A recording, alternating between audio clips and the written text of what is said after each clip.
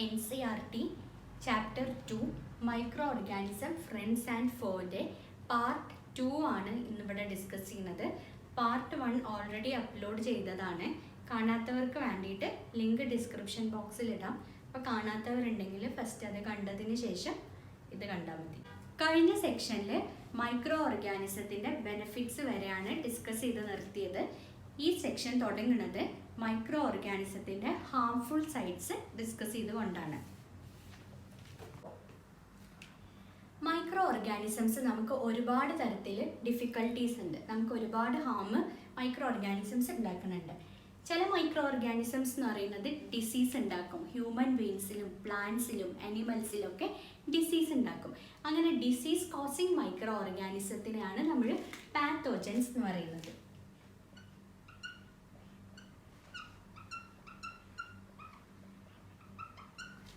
Pathogens. Some microorganisms cause diseases in human beings, plants and animals.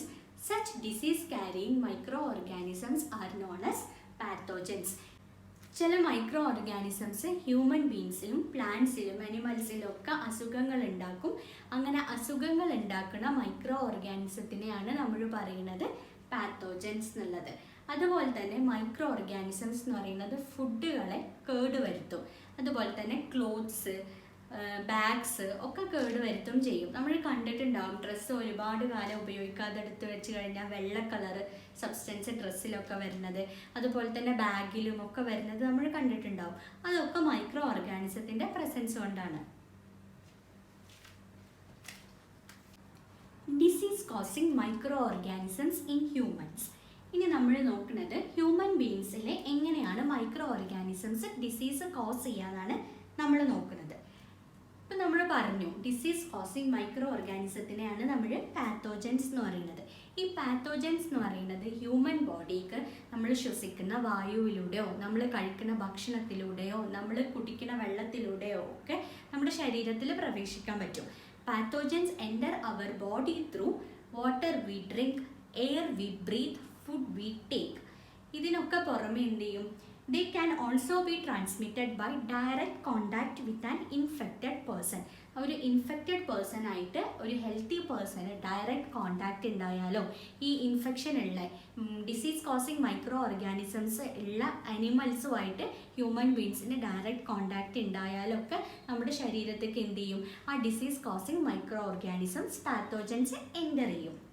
അങ്ങനെ ഒരു healthy ആയ പേഴ്സണിൻ്റെ ശരീരത്തിലേക്ക് ഇൻഫെക്റ്റഡ് പേഴ്സണിന് മൈക്രോ ഓർഗാനിസംസ് എയറിലൂടെയോ വാട്ടറിലൂടെയോ ഫുഡിലൂടെയോ ഫിസിക്കൽ കോണ്ടാക്റ്റിലൂടെ എൻ്റർ ചെയ്യുന്നതിനെയാണ് നമ്മൾ പറയുന്നത് communicable diseases.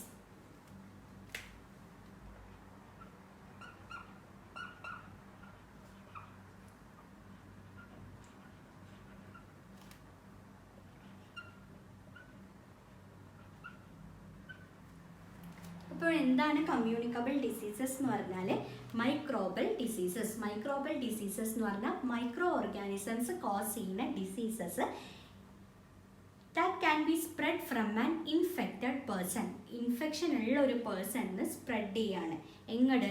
To a healthy person. Healthy പേഴ്സൺക്ക് സ്പ്രെഡ് ചെയ്യാണ് ത്രൂ ഏത് കൂടെയൊക്കെയാണ്? Air, water, food or physical contact. Physical contact means direct contact. അങ്ങനെയുള്ള അസുഖങ്ങളെയാണ് നമ്മൾ പറയുന്നത് കമ്മ്യൂണിക്കബിൾ ഡിസീസസ് എന്ന്. ഈ കമ്മ്യൂണിക്കബിൾ ഡിസീസസിന് എക്സാമ്പിളാണ് cholera, common called, chicken pox, tuberculosis ഒക്കെ എന്താണ്? കമ്മ്യൂണിക്കബിൾ ഡിസീസസിന് എക്സാമ്പിളാണ്. ഏതൊക്കെയാണ്? Cholera, common called, chicken pox, tuberculosis. ഇനി നമുക്ക് നോക്കാം എങ്ങനെയാണ് കോമൺ കോൾഡ്, ഒരു ജലദോഷം വന്നു കഴിഞ്ഞ ഒരു പേഴ്സണിന് എങ്ങനെയാണ് അത് വേറൊരു പേഴ്സണിന് എഫക്റ്റ് ചെയ്യുന്നത് അല്ലെങ്കിൽ സ്പ്രെഡ് ആവണത് എന്ന് നമുക്ക് നോക്കാം. ഒരു കോമൺ കോൾഡ് ഉള്ള ഒരു പേഴ്സൺ സ്നീസ് ചെയ്യുമ്പോൾ, അതായത് തുമ്മുമ്പോൾ ഫൈൻ വാട്ടർ ഡ്രോപ്ലെറ്റ്സ് പുറത്തേക്ക് വരും. ഈ വാട്ടർ ഡ്രോപ്ലെറ്റ്സിൽ തൗസൻഡ്സ് ഓഫ് വൈറസസ് ഉണ്ടാവും. അത് നമ്മൾ ശ്വസിക്കണ എയറുമായിട്ട് മിക്സ് ചെയ്യും. അപ്പോൾ ഒരു ഹെൽത്തി പേഴ്സൺ വന്നിട്ട് ഈ ഇൻഫെക്റ്റഡ് ആയ എയർ ബ്രീത്ത് ചെയ്യുമ്പോൾ എന്ത് ചെയ്യും? ആ പേഴ്സണിൻ്റെ ശരീരത്തിനും എയർ കൂടി ആ വൈറസ് എൻട്രി ചെയ്യും, അവർക്കും അസുഖം വരും. അങ്ങനെയാണ് നമുക്ക് നമ്മുടെ വീട്ടിൽ ആർക്കെങ്കിലുമൊക്കെ ജലദോഷം വരുമ്പോൾ നമുക്കും പകരാറില്ലേ, അതൊക്കെ ഇങ്ങനെയാണ്. എയർ കൂടി നമ്മൾ അടുത്തടുത്ത് നിൽക്കുമ്പോൾ അവർ തുമ്മിയ ഫൈൻ ഡ്രോപ്ലെറ്റ്സ് എയറിലുണ്ടാവും. ആ ഇൻഫെക്ഷനിൽ നിറയെ വൈറസ് ഉണ്ടാവും. അത് നമ്മുടെ ശരീരത്തിനും കയറും. അങ്ങനെയാണ് നമുക്ക് വരുന്നത്. ചില ഇൻസെക്ട്സും അനിമൽസും എന്ത് ചെയ്യും, ഈ disease causing micro organisms spread ചെയ്യും. അതിനെ നമ്മൾ പറയുക കാരിയേഴ്സ് എന്നാണ്. അവർ ഡിസീസ് കോസിങ് മൈക്രോ ഓർഗാനിസത്തിനെ ക്യാരി ചെയ്യും എന്നുള്ള മീനിങ്ങിലാണ് നമ്മൾ അവരുടെ കാരിയേഴ്സ് എന്ന് പറയുന്നത്. മെയിൻ ആയിട്ടുള്ള ഒരു കാരിയറാണ് ഹൗസ് ഫ്ലൈ. ഹൗസ് ഫ്ലൈ എന്ന് പറഞ്ഞാൽ ഈച്ച. ഈ ഫ്ലൈസ്, അതായത് ഈ ഹൗസ് ഫ്ലൈസ് എന്ത് ചെയ്യും, ഗാർബേജിലും അതുപോലെ തന്നെ എനിമൽ വേസ്റ്റിലൊക്കെ പോയിരിക്കും. അപ്പോൾ എന്ത് ചെയ്യും, ഈ pathogens, disease causing micro organisms ഈ ഹൗസ് ഫ്ലൈയുടെ ശരീരത്തിൽ പറ്റിപ്പിടിക്കും. അതെന്ത് ചെയ്യും, നേരെ അൺകവേർഡ് ഫുഡിൽ പോയിട്ട് ഈ ഹൗസ് ഫ്ലൈസ് ഇരിക്കുമ്പോൾ ഇതിൻ്റെ ശരീരത്തിൽ പറ്റി പിടിച്ചിരിക്കുന്ന പാത്തോജൻസ് ഒക്കെ നമ്മുടെ ഫുഡുക്കും കൂടിയായിട്ട് നമ്മുടെ ഫുഡ് കണ്ടാമിനേറ്റഡ് ആവും. അതുകൊണ്ടാണ് നമ്മൾ പറയുന്നത് അൺകവേർഡ് ആയിട്ടുള്ള ഭക്ഷണങ്ങളൊന്നും കഴിക്കരുത്. ഫുഡ് ഐറ്റംസ് ഒക്കെ എപ്പോഴും കവർ ചെയ്ത് വെക്കണം എന്നൊക്കെ പറയുന്നത്. പിന്നെ അതുപോലെ തന്നെ ഡിസീസ് സ്പ്രെഡ് ചെയ്യുന്ന ഒന്നാണ് female anopheles mosquito. Female anopheles mosquito എന്ന് പറയുന്നത് മലേറിയ പോലുള്ള അസുഖങ്ങൾ പരത്തും. അതുപോലെ തന്നെ ഫീമെയിൽ എയ്ഡസ് മോസ്കിറ്റോ. ഈ എയ്ഡസ് മോസ്കിറ്റോ എന്ന് പറയുന്നത് ഡെങ്കി വൈറസിൻ്റെ കാരിയറാണ്. അപ്പോൾ മോസ്കിറ്റോസ് ആണ് മലേറിയയും ഡെങ്കിയും സ്പ്രെഡ് ചെയ്യുന്നത്. Female anopheles mosquitoes malaria spread ചെയ്യും. അതേപോലെ തന്നെ എയ്ഡസ് മോസ്കിറ്റോസ് ഡെങ്കി വൈറസിനെയും ക്യാരി ചെയ്യും. ഇനി അപ്പോൾ നമുക്ക് ഈ ഡെങ്കി വൈറസിനെയും മലേറിയനെയും ഒക്കെ സ്പ്രെഡ് ചെയ്യുന്നത് എങ്ങനെ സ്റ്റോപ്പ് ചെയ്യാം? മോസ്കിറ്റോൻ്റെ ബ്രീഡിങ് സ്റ്റോപ്പ് ചെയ്താൽ മതി. കാരണം മോസ്കിറ്റോ ആണ് ഇത് ക്യാരി ചെയ്യുന്നത്. മോസ്കിറ്റോസ് ബ്രീഡ് ചെയ്യുന്നത് വെള്ളത്തിലാണ്. അതുകൊണ്ടാണ് നമ്മൾ പറയുന്നത് നമ്മുടെ വീടിൻ്റെ പരിസരത്തൊന്നും വെള്ളം അനാവശ്യമായിട്ട് കെട്ടി നിർത്താൻ അനുവദിക്കരുത് എന്ന് പറയുന്നത്. നമ്മൾ കൂളേഴ്സിലും അതുപോലെ തന്നെ ഫ്ലവർ പോട്ടിലൊക്കെ വെള്ളം ഇരിക്കുകയാണെങ്കിൽ അതിൽ കൊതുക് വന്ന് മുട്ടയിടും. ആ കൊതുകാണ് പിന്നെ എന്ത് ചെയ്യുന്നത്, മലേറിയ ഡെങ്കി പോലുള്ള വൈറസസിനൊക്കെ സ്പ്രെഡ് ചെയ്യുന്നത്. അപ്പോൾ നമ്മുടെ സറൗണ്ടിങ്സ് ക്ലീനും ഡ്രൈയും ആക്കുന്നത് എന്ത് ചെയ്യും, ഒരു പരിധി വരെ മോസ്കിറ്റോസിനെ തടയും. അപ്പോൾ നമുക്ക് ഈ വക വൈറസിൽ നിന്നൊക്കെ സംരക്ഷണമാണ്.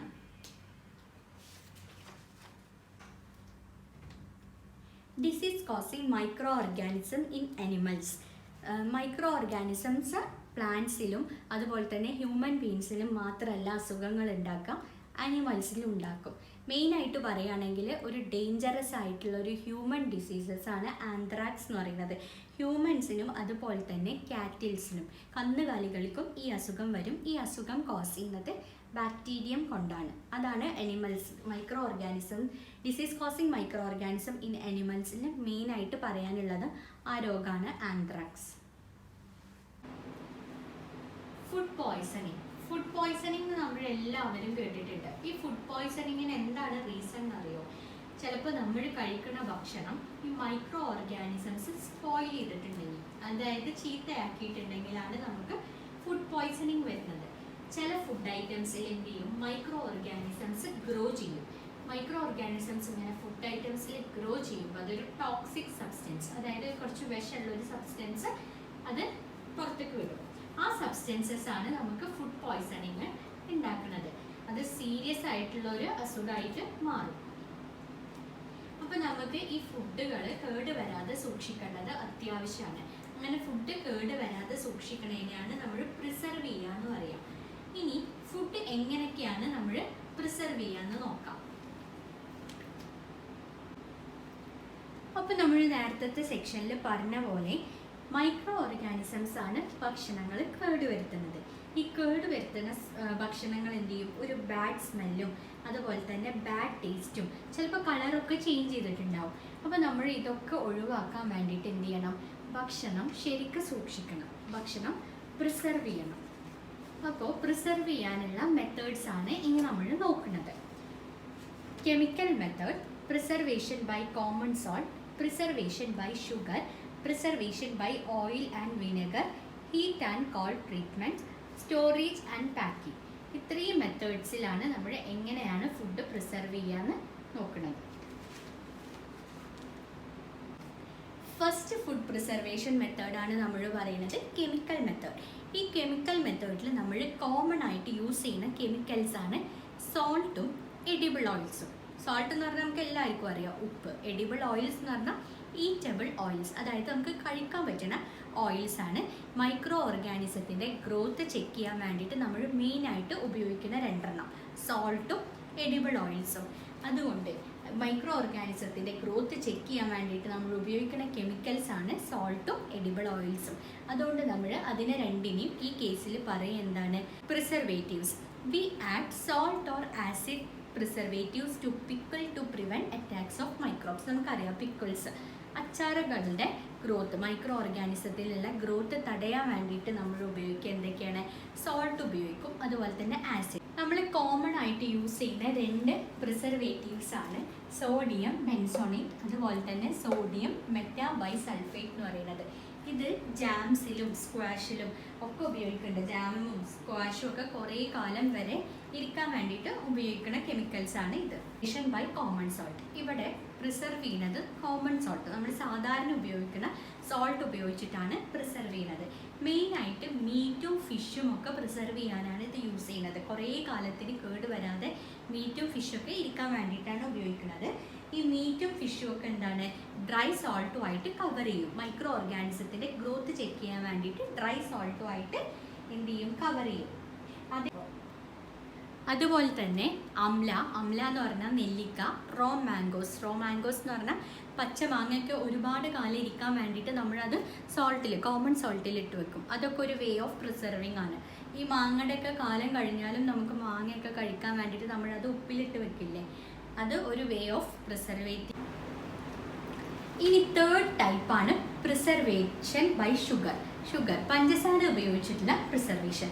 കോമൺ ആയിട്ട് പഞ്ചസാര ഉപയോഗിച്ചിട്ട് പ്രിസർവ് ചെയ്യുന്നത് ജാംസ്, ജെല്ലീസ്, സ്ക്വാഷസ് ഒക്കെയാണ്. അതാണല്ലോ, മധുരമുള്ളതാണല്ലോ. ഇനി ഷുഗർ എങ്ങനെയാണ് പ്രിസർവേഷന് ഹെൽപ്പ് ചെയ്യാമെന്ന് നോക്കാം. ഷുഗർ എന്ത് ചെയ്യും, മൈക്രോ ഓർഗാനിസംസ് വളരാനുള്ള ആ മോയ്സ്ചറിനെ കൺട്രോൾ ചെയ്യും. അതായത് ഒരു ഈർപ്പം വേണം, ആ ഈർപ്പാണ് മൈക്രോ ഓർഗാനിസത്തിൻ്റെ ഗ്രോത്ത് ഉണ്ടാക്കുക ഈ ഫുഡ് ഐറ്റംസിലൊക്കെ. അപ്പോൾ ഷുഗർ എന്ത് ചെയ്യും, ആ മോയ്സ്ചർ കണ്ടന്റിനെ റെഡ്യൂസ് ചെയ്യും, ആ ഈർപ്പത്തിനെ റെഡ്യൂസ് ചെയ്യും. അങ്ങനെ നമുക്ക് എന്ത് ചെയ്യാൻ പറ്റും, ഒരുപാട് കാലം കേടുകൂടാതെ ജാംസ് ആക്കിയിട്ടും ഫ്രൂട്ട്സൊക്കെ ജാംസ് ആക്കിയിട്ടും സ്ക്വാഷസ് ആയിട്ടും ഒക്കെ നമുക്ക് എടുത്തു വെക്കാൻ കഴിയും. എടുത്തു വെക്കുന്നതിനെയാണ് കേട്ടോ നമ്മൾ പ്രിസർവേഷൻ എന്ന് പറയുന്നത്. ഫോർത്ത് ടൈപ്പാണ്